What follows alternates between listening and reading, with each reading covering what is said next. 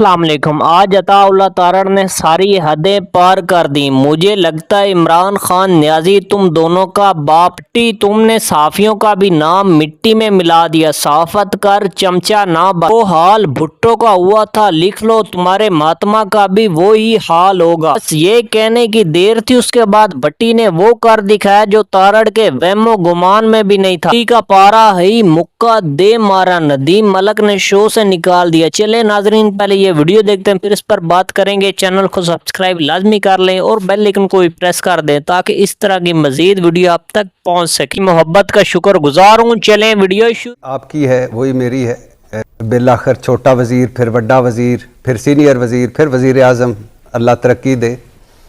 अच्छा, दूसरी बात मेरे भाई, जरा शुरू करते हैं वर्ल्ड बैंक से। वर्ल्ड बैंक क्या कह रहा है? वर्ल्ड बैंक कह रहा है, मैं नंबरों पे बाद में आता हूं। वर्ल्ड बैंक कह रहा है कि शहबाज हुकूमत में गुर्बत 1,30,00,000 लोग मजीद गरीब हो गए, मतलब गुर्बत बढ़ी है। ट्रांसपेरेंसी इंटरनेशनल की रिपोर्ट है कि 2 दर्जे करप्शन बढ़ी है। इकोनॉमिस्ट इंटेलिजेंस यूनिट की रिपोर्ट है कि 6 दर्जे जमहूरियत नीचे गिरी है। ये जो COD के अभी नहीं हमारे सर पे ये ताज पहनाए जा रहे थे कि COD किया था, इकोनॉमिस्ट इंटेलिजेंस की यूनिट की रिपोर्ट है कि 6 दर्जे जमहूरियत नीचे गिरी है। और फ्रीडम हाउस की रिपोर्ट है कि बुनियादी इंसानी हकूक या शहरी आज़ादियां 3 दर्जे तनज़ली हुई है।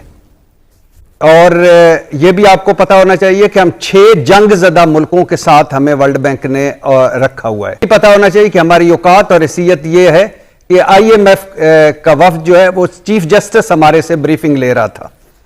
अच्छा, अब आ जाइए, ये 5वीं मर्तबा है पीपल्स पार्टी और मुस्लिम लीग नून, ज़ियाउल हक साहब और भुट्टो साहब के जो जानशीन हैं उनका इकट्ठ 5वीं मर्तबा है। 5वीं मर्तबा, 2 मरतबा इकट्ठ हुआ है, 3 मरतबा वो वैसे आपस में उन्होंने हुकूमतें भुगताई। मतलब 3 मरतबा नवाज शरीफ साहब ने, 2 मरतबा बेनज़ीर भुट्टो साहबा ने, और आसिफ अली जरदारी और यूसुफ ज़ा गिलानी और राजा परवेज अशरफ, और 2 मरतबा इकट्ठे, मतलब 5वीं मरतबा अब ये मुल्क पर हुकूमत कर रहे हैं। और इन दोनों ने जमहूरियत, सिविलियन बालादस्ती, वोट की इज्जत, पार्लियामेंट के तकद्दुस, अदलिया के एहतराम, आइन और कानून की पासदारी, बुनियादी इंसानी हकूक, चादर चार दीवारी के तकद्दुस की जितनी पामालियां इन दोनों ने की हैं, इतना कोई डिक्टेटर सोच भी नहीं सकता। सामने मासूम है। इन्होंने जमहूरी चोगे पहन के हमें खंजर घोंपे हैं, जमहूरियत का नाम लेकर हमें दगा दिया है। ये जो COD था, COD के बाद बेनज़ीर भुट्टो बावर्दी परवेज मुशर्रफ से क्यों मिल रही थी?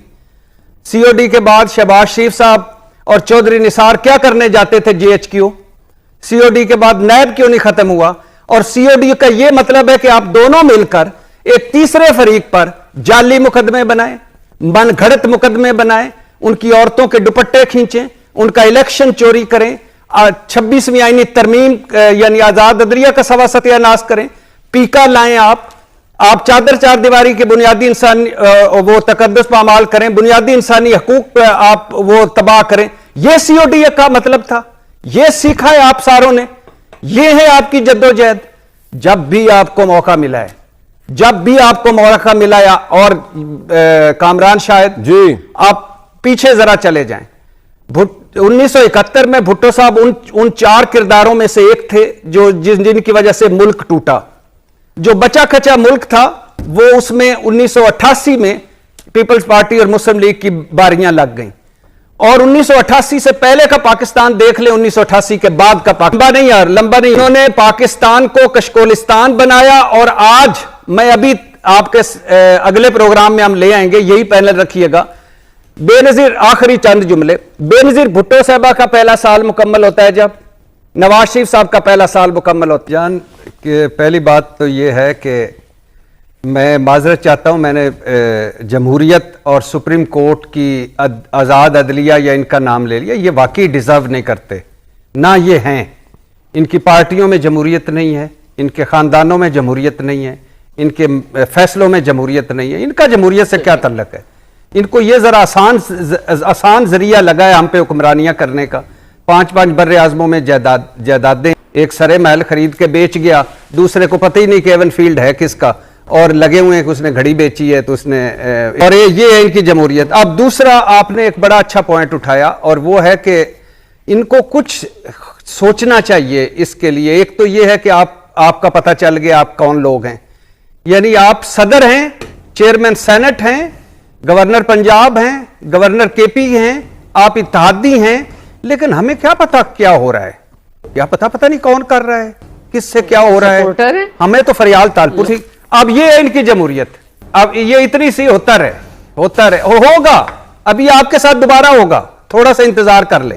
ये सीओडी जो है ना, ये जब उठा के लोग नीचे फेंकेंगे और आपके साथ दोबारा होगा, तो उस वक्त भी मैं बोलूंगा, क्योंकि जिंदगी अपनी खूबियों पे गुजारी जाती है, अगले की खामियों पे नहीं ये बात सही है। और दूसरी आखिरी बात भाईजान, ये परवेज मुशर्रफ मॉडल जो है ना, वो जरा उसको फॉलो कर ले, शायद इनमें कोई 5% जमहूरियत आ जाए। बल्दियाती निजाम, इलेक्ट्रॉनिक मीडिया, खवातीन की नशिस्तें, रेलवे ब्रेक इवन पे, पीआईए प्रॉफिट में, इज्जत घर। स्पीकर कौमी असेंबली ऑन रिकॉर्ड हैं जब उन्होंने असेंबली के अंदर ये बात की कि मशावरत के अमल को चलाया गया, कमेटी बनी, उससे पीटीआई ने बैकआउट किया कि हम बातचीत नहीं करना चाहते। मुज़ाकरात के दौरान उन्होंने मुज़ाकरात को सैबोटाज किया, कमेटी तोड़ी और वो वॉकआउट कर गए। तो देखिए, गवर्नमेंट ने तो हमेशा कहा कि जी बातचीत होनी चाहिए, बातचीत चलनी चाहिए, सियासी टेम्परेचर नीचे आना चाहिए, मामलात आगे बढ़ने चाहिए, मगर उसको रेसिप्रोकेट नहीं किया गया। जहां तक उनकी बहनों का ताल्लुक है, देखिए मैं कल भी देख रहा था कि देखिए ये खवातीन पुलिस एहलकारों को जिन्होंने गालियां दी वो तो किसी को नजर नहीं आया, और गलीज गालियां दी गई खवातीन पुलिस एहलकारों को सरेआम, और वहां पे कोई मर्द पुलिस वाला इनके नजदीक भी नहीं आया। और हर चीज की वीडियो मौजूद होती है, छोटी से छोटी चीज की वीडियो लगाते हैं।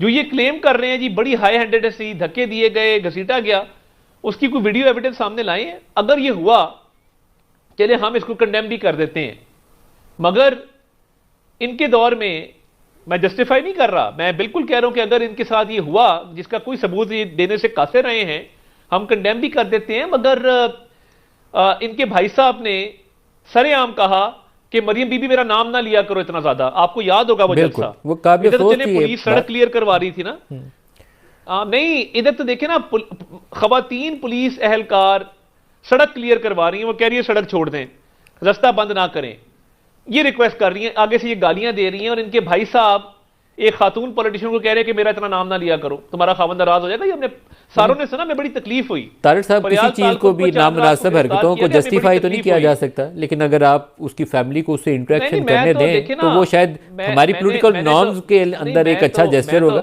फैमिली की मुलाकात होनी चाहिए। आपकी बात तो मैं आप नहीं देखे ना, मैं तो पहले ही कहा कि अव्वल तो अगर ये हुआ जिसका इन्होंने कोई सबूत नहीं दिया, ये तो मतलब गाड़ी से उतरते तो वीडियो बनाते हैं, गाड़ी में बैठते भी वीडियो बनाते हैं, कोई इसका सबूत नहीं इन्होंने दिया कि हाई हैंडेड हुई है। मुलाकात तो नहीं हुई ना, मुलाकात क्यों नहीं हो रही? कानूनी देखिए, एक कानूनी प्रोसीजर मौजूद है मुल्क के अंदर, एक कोई जेल मैनुअल है, उसका कोई तरीकेकार है, जिसको अडियर करेंगे तो ठीक है। ये रोज वहां पे जलसा करेंगे, एक मजमा लगाएंगे और एक पॉलिटिकल पर्पसेस के लिए इसको इस्तेमाल करेंगे, तो देखिए ये कानून के अंदर लेड डाउन क्लियर कंडीशंस हैं। ये रोज लॉ एंड ऑर्डर की सिचुएशन क्रिएट करने की कोशिश करते हैं वहां पे, तो ये कानून के दायरे में रहेंगे तो कानून भी इनकी मदद को आएगा। नहीं सर, कानून मदद को नहीं आ रहा है, इसमें तो कोर्ट ऑर्डर्स मौजूद है, इसके बावजूद मुलाकात नहीं होती। तो मेरा तो ख्याल है कि आपका अच्छा सियासी जेस्चर ही होना चाहिए कि फैसिलिटेट करें, क्या हो भाई मुलाकात करो, क्या इतराज है? ये उसको सियासी डेरे के तौर पे चलाना चाहते हैं ना जेल को, कि डेलीगेशन आ रहे हैं और वो रोज एक वहां पे मेला सा लगाने की कोशिश कर रहे हैं। नंबर्स इनके फिर भी नहीं होते, मगर हैविंग सेड दैट, मैं तो यही कह रहा हूं कि एक कानून मौजूद है, ये कानून को मानेंगे तो कानून इनको मानेगा। ये नहीं हो सकता कि ये कानून को ना माने और साथ कहें नहीं कानून हमारी माने, तो ये डबल स्टैंडर्ड चल नहीं सकता। क्योंकि गुज़श्ता रोज़ जो थोड़ी सी एक तलखी पैदा हुई, तो उसके बाद उन्होंने कहा कि आप हमारे साथ पिंडी में जो कुछ कर रहे हैं कर लें, फिर केपी में हम आपके साथ करेंगे। तो ये तनाव अच्छा नहीं है। पाकिस्तान को चाहिए कि एक एमिकेबल पॉलिटिकल एनवायरनमेंट हो, तो यहाँ पे पानी उनके ऊपर गिरेगा, केपी में वो हो सकता है किसी और के ऊपर गिरे, तो ये सूरत हाल तो खराब होगी। किसने रेज किया? नहीं, ये टेम्परेचर किसने रेज किया?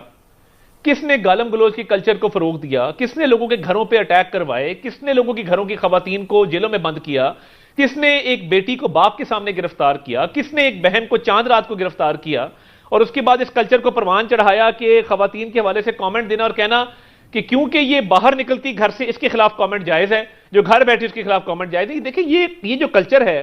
नाज़रीन इकराम, आपने इरशाद भट्टी और अताउल्लाह तारड़ की गुफ्तगू सुनी। इरशाद भट्टी ने कैसे करप्शन के केस और कैसी इनकी सारी असलियत इनके सामने रख में कोई शक नहीं, इमरान खान को सियासी इंतकाम का निशाना बनाया जा रहा है। इमरान खान ने जो अपनी हुकूमत में किया था वो गलत था। आपको पता, मरीम नवाज और उसका वालिद को जेल में डाला था, उसका एंड रिजल्ट आपने देख लिया। अब इनकी हुकूमत आई, इन्होंने वो कुछ किया जो खान साहब ने किया था।